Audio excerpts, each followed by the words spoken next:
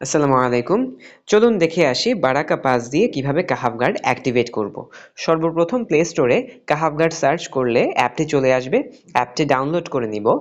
তারপর অ্যাপটি ওপেন করলে সবার আগে ল্যাঙ্গুয়েজ সিলেক্ট করে নিব।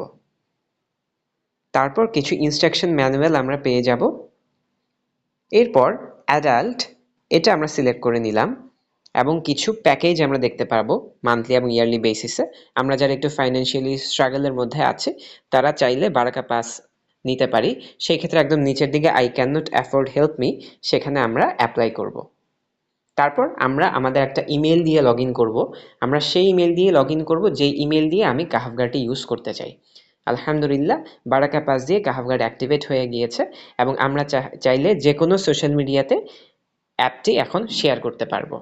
একই সাথে অ্যাপের প্রত্যেকটি ফিচার আমরা এখন উপভোগ করতে পারবো ইনশাআল্লাহ।